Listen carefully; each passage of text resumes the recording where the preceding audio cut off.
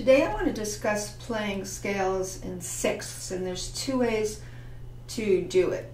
Although there are more ways to do it with different fingerings, but the basic idea of sixths is, for one thing, you can play, let's say, a C major scale in sixths, going up 6 notes from the root. The root could be in the left hand, whereas you start the right hand 6 notes above. Now this is a little bit more of the tricky way to do it. I've been doing this with my students, and it's kind of a challenging way to do it, but then I'm going to offer them and everyone else an easier way to play this type of a sixth, where you're playing 6 notes above the root of a major scale, in this case C major.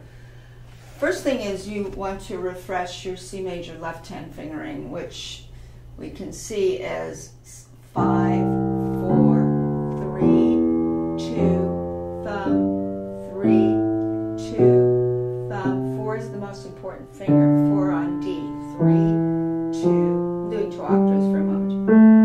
And then back, so your thumb's under here, and then you're bringing your 4 to D4. Watch that thumb go under a little ahead of itself. So you can see that is your fingering. And many people like to organize a separate hand of C major as rolling up 5 notes. Then they have 3, 2, and they have a thumb, and they have 4, 3, 2, and then they have a thumb, and they have 3, 2. They have a sequence of, once you finish your first 5 entry notes, you're really going 3, 2, thumb, 4, 3, 2, thumb, 3, 2, thumb, 4, 3, 2, thumb, etc. And that's a type of organizer in separate hand perspective. Now, the more tricky way to do the 6 notes above fingering is to adhere to basically the fingering of C major as I played it, but go up 6 notes with a slight alteration at the very beginning. So if we go up in the right hand 6 notes, we know the fingering in the right hand. Let's go over the right hand for a minute. It's the same idea where you have 2, 3, thumb, 2, 3, 4, that sequence. Just doing 2 octaves, just refreshing this for a minute. 4 on B, that's the most important place. Where's my 4? That's just the root position fingering. No, so if we go up 6 notes, let's see what finger we land on. So we land on 3. Now if we were to start 6, starting with the A on 3, it's a little awkward to go 3, 4, 1 really quickly and to end the scale 1, 4, 3. So we can do a slight adjustment just at the beginning, and let's see what happens. So we have 2, 3, 1. And we're still adhering to the fingering of C major itself. So 4s meet right here, D and B, and those are where you have 4s when you play in root position, both hands. So let's see what's happening. So that's my organizer. Where's my 4s? They meet, a sixth apart, of course, but they meet at the same time. Now I'll show you another idea that helps this. And that's tricky to end like that. Now, a lot of students might not quite arrive at the right 4 in the right hand when they're playing a sixth above. So we have to see what precedes the symmetry of the 4s meeting. And let me see what it is. So right here we have 3, 2, 1 in the left and 1, 2, 3. Those are mirror fingers. We have 2 sets of 3, 2, 1, 1, 2, 3s. That's important. Now we finally get to the meat of the 4s meeting on the D and the B. After that we have 3, 2, 1, 1, 2, 3, 2 times. And you just kind of fall into that. You're not going to think those numbers when you play. So let's try that again, so I can't talk and play at the same time. So we have 3, 2, 1, 3, 2, 1 twice, 1, 2, 3 in the other hand, 4s.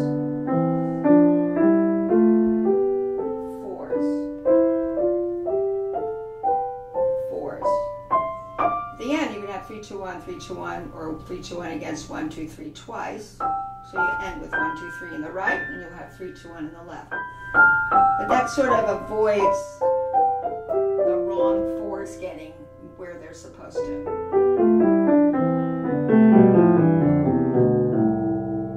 Do some rhythms. 4s.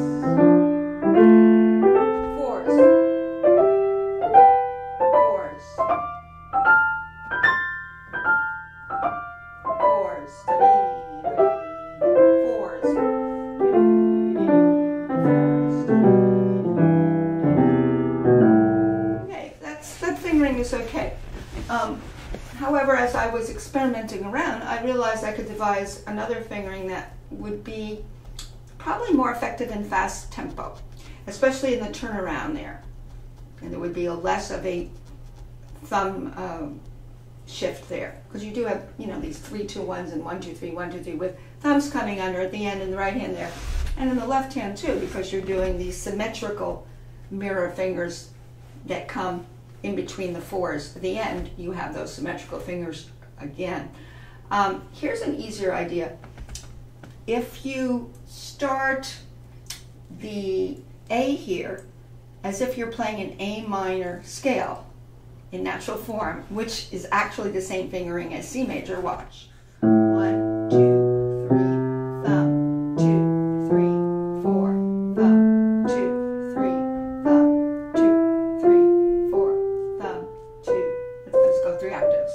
And you have the 5 fingers at the end. That's what you would have in C major at the end as well, if you played this as from C. So you can see though that the 4 now is on G. So the 4 changes between the hands.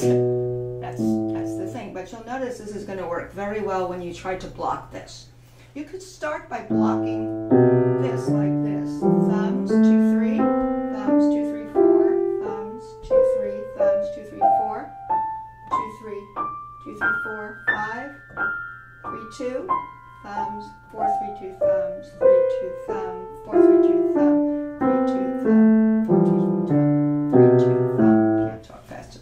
Here's how I'd block the 5-note beginning. I'd do single note, 4, 3, 2, thumbs, 3, 2, thumb, 4, 3, 2, thumb, 3, 2, thumb, 4, 3, 2, thumb, 3, 2, thumb, 4, 3, 2, thumb, 3, 2, thumb. You know this fingering very well from your C major scale. The blocking is going to be important because I'm going to combine both hands with blocks. Here's how I'm going to do it. I'm going to start with single note.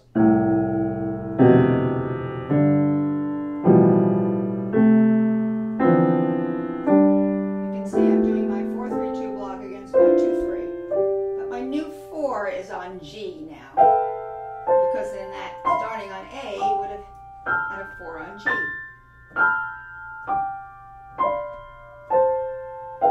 See how I'm doing this?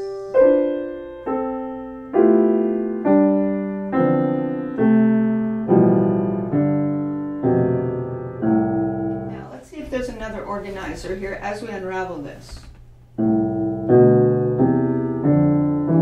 Okay, 4 on the right tells 4 on the left to come over the thumbs. 4 on the right tells 4 on the left to come over the thumbs. 1, 2, 3, 4, 5 at the end, which you would have if you were playing an A minor scale in natural form. 4 on the left tells 4 on the right to come over. You can see how much easier this is.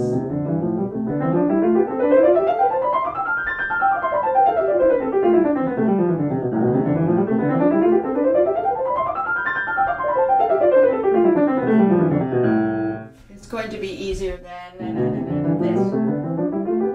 Especially at the end. You should both. This is really good for the brain to do both things because you have to use different organizers. Now, there's another kind of 6 where the left hand is 6 notes below the right hand. That's still 6, but it's a different type of 6. Remember, this was the sound of the 6 above 6 notes, above the C.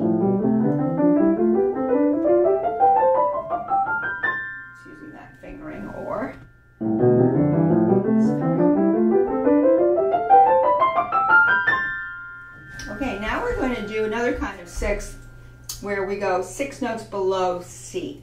And here's where I totally recommend this type of idea of sticking to the fingering of C major in both hands. That is the fingering, not the notes, the fingering.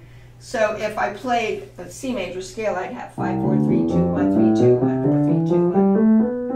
Starting now on E, 6 notes below C, I'm going to still do 5, 4, 3, 2, 1, 3, 2, 1, 4, 3, 2, 1, 3, 2, 1, 4, 3, 2, 1, 4, 3, 2, 1, 3, 2, 1.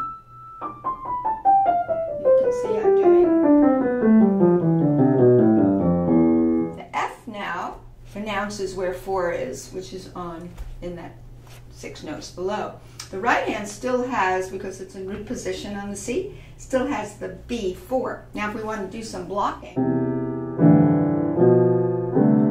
3, 2 against 2, 3.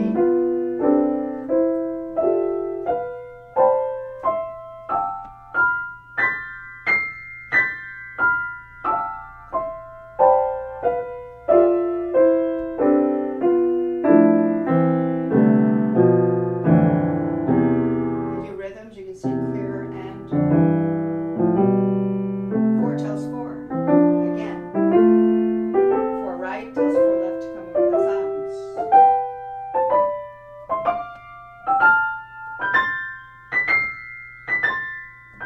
4 left tells 4 right to come over the thumbs.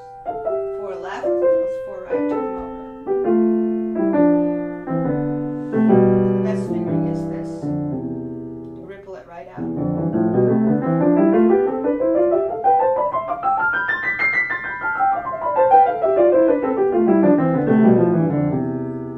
You can see that how that really works nicely. So I've pretty much discussed putting 6 above by 6 notes above the root of C, and putting 6 notes below the root. In both of them you can use that easier fingering. So finally I'll show the same fingering for both.